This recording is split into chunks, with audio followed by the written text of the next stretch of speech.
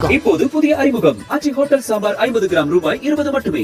அனைவருக்கும் இதயத்தின் பொங்கல் நல்வாழ்த்துக்கள். பொங்கலோ பொங்கல்.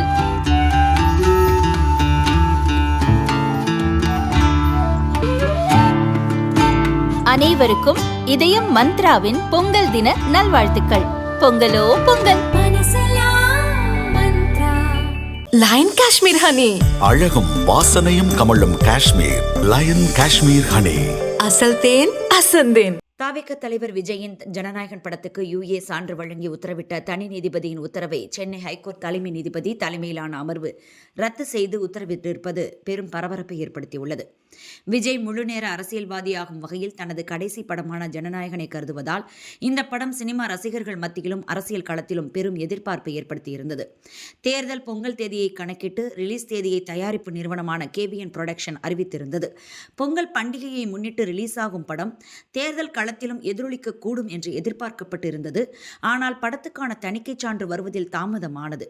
கடைசி நேரத்தில் படத்துக்கு தணிக்கை சான்று வழங்காமல் மறு ஆய்வு குழுவுக்கு மத்திய திரைப்பட தணிக்கை வாரியம் அனுப்பி வைத்தது. இது பெரும் சர்ச்சையான நிலையில் தணிக்கை வாரியத்தை எதிர்த்து சென்னை ஹைகோர்ட்டில் பட தயாரிப்பு நிறுவனம் வழக்கு தொடுத்தது.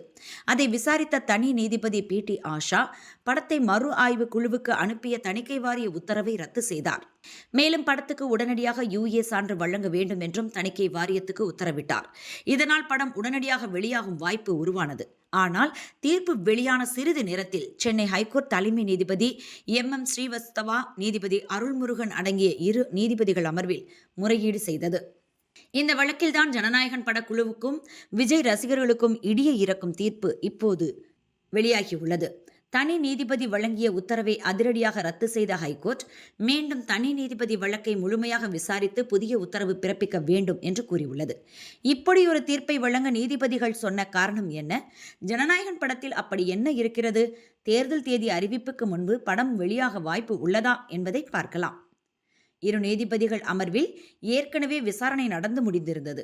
தணிக்கை வாரியமும் ஜனநாயகன் பட தயாரிப்பு நிறுவனமும் தங்கள் வாதங்களை முன்வைத்து இருந்தன.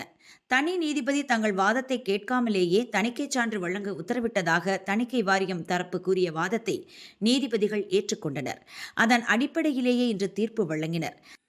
தணிக்கை வாரியத்துக்கு தனி நீதிபதி உரிய அவகாசம் வழங்கவில்லை. எனவே ஜனநாயகன் பட விவகாரத்தை மீண்டும் தனி நீதிபதி PT ஆஷா அமர்வுக்கே திருப்பி அனுப்புகிறோம். அவர் மீண்டும் வழக்கை முதலிலிருந்து விசாரிக்க வேண்டும். தணிக்கை வாரியத்துக்கு முறையான அவகாசம் வழங்கி அவர்களது வாதத்தை கேட்டு இறுதி தீர்ப்பு வழங்க வேண்டும் என்று உத்தரவில் கூறினர்.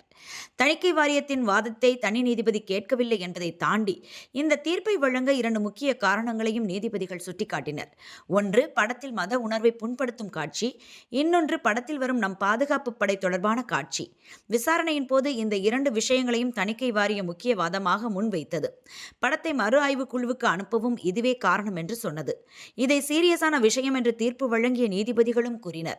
வெளிநாட்டு சக்திகள் இந்தியாவில் மதவாத மோதலை தூண்டுவதாக சில வசனங்களும் காட்சிகளும் ஜனநாயகன் படத்தில் இடம்பெற்றுள்ளன. மத அடையாளங்களை அவதூறு செய்வதை ஏற்க முடியாது. அதேபோல் படத்தில் பாதுகாப்பு படை தொடர்பான சின்னங்களும் காட்சிகளும் படத்தில் இருக்கின்றன. எனவேதான் படத்தை மறு ஆய்வு குழுவுக்கு தணிக்கை வாரியம் அனுப்பி இருக்கிறது என்று நீதிபதிகள் கூறினர். இதையெல்லாம் கருத்தில் கொண்டு தனி நீதிபதி PT ஆஷா மீண்டும் வழக்கை முறைப்படி விசாரித்து தீர்ப்பு வழங்குவார். இதற்கிடையே சுப்ரீம் கோர்ட்டை நாடுவது பற்றி படக்குழுவினர் தீவிரமாக விவாதித்து வருகின்றனர். இது ஒரு புறம் இருக்க, இனி படம் எப்போது வெளியாகும் என்ற சந்தேகம் விஜய் ரசிகர்கள் மத்தியில் எழுந்திருக்கிறது. காரணம், தலைமை நீதிபதி தலைமையிலான 2 நீதிபதிகள் அமர்வு தனி நீதிபதிக்கு சில வழிகாட்டுதல்களை வழங்கியிருப்பதால் அவர் பல விஷயங்களை கவனத்தில் வைத்து வழக்கை விசாரிப்பார். குறிப்பாக தணிக்கை வாரியத்துக்கு கூடுதல் அவகாசம் வழங்க வேண்டிய தேவை உள்ளது. அப்படி நடக்கும் பட்சத்தில் படத்தில் இடம்பெற்றுள்ள மத உணர்வை புண்படுத்தும் காட்சிகள், இராணுவம் தொடர்பான காட்சிகள் குறித்து தணிக்கை வாரியம் கேள்வி எழுப்பும்.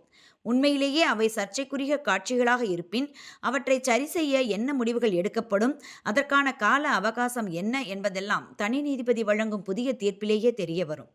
இன்னொரு பக்கம், எதிர்காலத்தில் இதே மாதிரியான பிரச்சனைகளுக்கு இந்த வழக்கு முன் உதாரணமாக எடுத்துக்கொள்ளப்படும் என்பதால் அதை கருத்தில் கொண்டே தணிக்கை வாரியம் கோர்ட் செயல்படும்.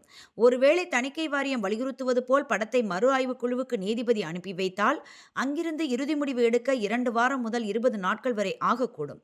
மத உணர்வு தொடர்பான காட்சிகள், இராணுவம் தொடர்பான காட்சிகளில் ஆட்சேபனை இருந்தால் அதில் மாற்றங்கள், திருத்தங்கள் செய்யச் சொல்லி மறு ஆய்வு குழு கேட்கக்கூடும்.